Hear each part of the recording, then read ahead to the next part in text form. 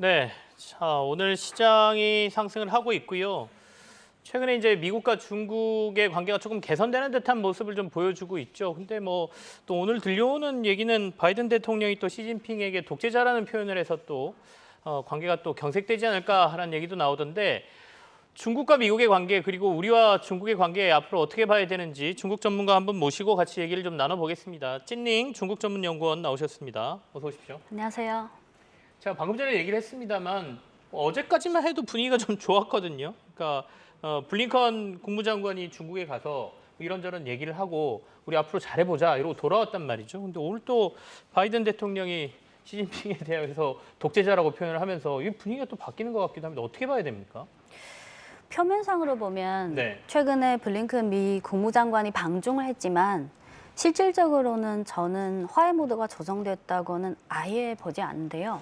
주요 이유는 세 가지인데 이번뿐만 아니라 향후에 혹시나 화해 모드처럼 보일 만한 그런 현상이 나와도 이 세 가지를 고려하면 좀 맞는 것 같아요. 첫 번째는 미국 정부의 국가 전략을 보면 아시다시피 바이든 행정부가 올라오고 나서 작년 10월에 국가 안보 전략에서 미국이 이렇게 규정했잖아요. 중국은 국제 질서 재편 능력이 있는 경쟁자다. 중국은 향후 10년간 미국의 유일한 경쟁자다라고 이렇게 경쟁 관계를 설정했어요.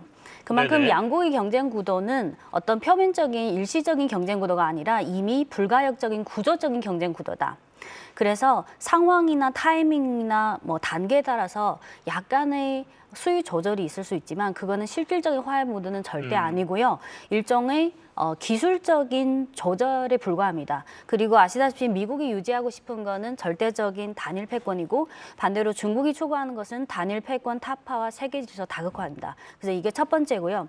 그래서 방금 앵커님 말씀하신 또 바이든이 그 G7에서 또 그 반종적인 언론 네네. 한 것도 미국 혼자서 하기에는 지금 힘이 역부족이기 때문에 이럴수록 시간이 흐를수록 미국 입장에서는 이른바 동맹국을 활용 또는 이용하는 그런 빈도가 올라갈 수밖에 없어요. 이게 첫 번째고요. 두 번째는 지금 바이든 입장에서 가장 뭐 여러 가지 과제가 있지만 지금 바이든 입장에서는 가장 중요한 게 뭘까요? 선거죠. 그렇죠. 지지율. 하지만 최근에 뭐 트럼프나 바이든이나 그 공화당 민주당 간의 이런 후보들의 지지율 그 흐름을 보면 바이든 입장에서는 지금 지지율상 상당한 압력에 있어요. 그래서 미국 국내 지지자라든지 미국 국내 전체적인 정치계, 언론계에 바이든 입장에서는 그 네네. 대중 제스처를 뭔가를 보여줘야 돼요. 이거를 뭐라고 하냐면 대중 정책의 미국 국내 정치화. 두 번째고요. 세 번째는 블링컨이 지금 미국 국무장관이잖아요.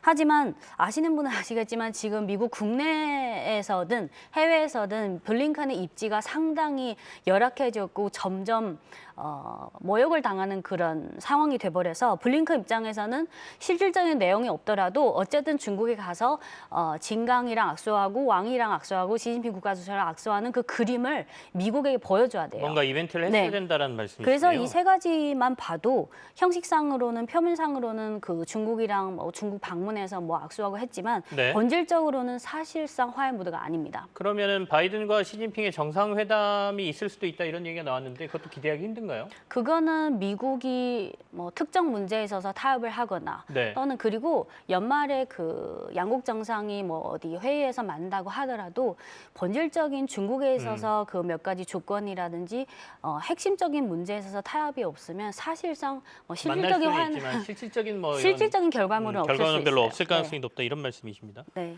그러면 우리나라의 주력 수출 산업 반도체라든지 이런 부분이 사실 미중 갈등 때문에 변수가 굉장히 많아졌거든요. 미국에 물론 저희가 뭐 여러 장비도 넣고 공장도 세우고 그러고 있습니다만은 수출은 또 중국에 많이 했던 네. 상황이고 이건 앞으로 어떻게 전개될 걸로 보세요? 단기랑 장기로 봐야 될 것 같은데요. 당장은 뭐 기사도 많이 나왔지만 지금 그 수출 통제 유예 기간이 올해 9월까지잖아요. 근데 지금 분위기상으로는 그 유예 기간이 연장될 가능성이 높고요. 그러면 한국 입장에서는 뭐 실질적인 호재는 아니지만 잠깐은 숨 돌릴 기회를 찰 수 있다. 하지만 장기적으로 저는 지금 미국이 하고 있는 대중 반도체 정책은 궁극적으로 실질적으로 성공할 수 없다고 생각해요. 네네. 이런 면에서는 사실은 한국에게는 뭐 호재의 정의가 무엇에 따라 다르겠지만 당장은 좀 숨돌릴 기회가 있지만 장기적으로 생각하면 일단은 미국이 지금 하고 있는 대중 그 반도체 제재 정책은 일단은 기본적인 시장 원리에 어긋나기 때문에 이거는 뭐 성공하기는 힘들다. 네, 장기적으로 그리고 가면 언젠가는 그 정책이 포기될 가능성이 네, 그리고 높다. 둘째는 중국, 대만, 한국의 반도체 기업에 특히 대만이랑 한국 반도체 기업에 비해서 미국 현지 공장은 원가 통제, 소율, 네. 효율성, 직원 수준, 전체적인 공장 운영에 있어서 사실 미국 현지 공장은 첨단 반도체 생산에 적합하지 않는 최적의 환경이 아니에요. 그리고 세 번째는 가장 중요한 것은 지금 시간이 흐를수록 미국 정부의 반도체 정책이랑 미국의 핵심적인 반도체, 특히 첨단 반도체 기업들의 이익 간의 그 괴리와 모순이 점점 커질 수밖에 없어요. 간단한 사례를 두 개만 들자면요. 지난 5월 한 달 전에 그 지금 핫한 기업이 엔비디아잖아요. 네네. 엔비디아 창업자 젠슨 황이 그 5월 24일 그 파이낸셜 타임스 인터뷰에서 뭐라고 했냐면 너무 길지만 핵심적인 문구만 발췌하자면 네. 우리는 대만 이외의 지역에서 칩을 생산할 수 있겠지만 이 세상에 또 다른 중국은 없다. 중국은 하나밖에 없고 중국 시장은 대체 불가다.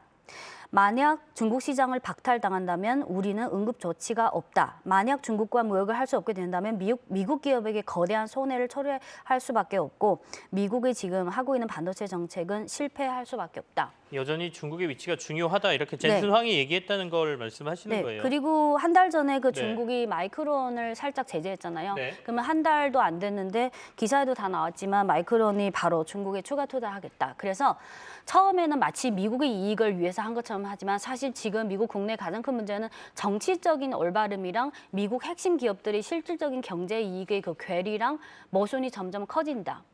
경기 침체 얘기를 좀 해야 되겠습니다. 네. 중국 경기 침체가 좀 심각하다는 얘기가 나오는데 최근에 그래서 금리도 좀 내리고 경기 네. 부양책 내놓는다고 하지 않습니까? 어떻게 네. 충분해 보이십니까?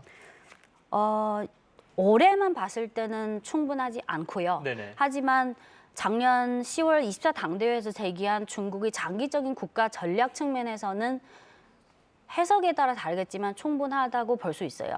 조금만 전개하자면 지금 근데 방금 앵커님께서 중국 경제가 뭐 침체다. 근데 이거를 중국 국내만 봤을 때 제 답변 내용이랑 네. 글로벌 전체랑 봤을 때 국가 간 비교할 때 답변 내용이랑은 전혀 다를 수 있는데요. 지금 중국 국내만 봤을 때는 내수 회복이 지난 6개월 동안 그 방역 해제 이후 6개월 동안 보면 회복은 되고 있지만 회복 속도랑 강도가 예상치를 좀 하회하고 있고 네네. 부동산은 조금씩 노력하고 있지만 아직은 마이너스 요인이고 대외무역 면에서는 지금 중국 국내 문제라기보다는 선진국 위주로 수요가 많이 둔화되고 있고 그래서 중국 국내만 봤을 때는 그리고 또 청년 실업률이 또 좀 그 예상치를 계속 윗돌고 있고요. 그래서 중국 국내만 봤을 때는 경기 회복 속도가 더딘 건 사실이지만 하지만 중요한 거는 지금 미국이랑 유럽 기업들이 다 너도나도 중국에 와서 협력하고 투자하고 있잖아요. 그러면 글로벌 주요국으로 봤을 때는 중국이 아직은 성장률 상대적으로? 5%. 네. 그래서 어떤 시각에 보느냐에 따라서 전혀 답이 다를 수 있어요. 알겠습니다. 오늘은 여기서 마무리를 해야 될 것 같네요. 찐닝 중국 전문연구원과 함께했습니다. 고맙습니다. 감사합니다.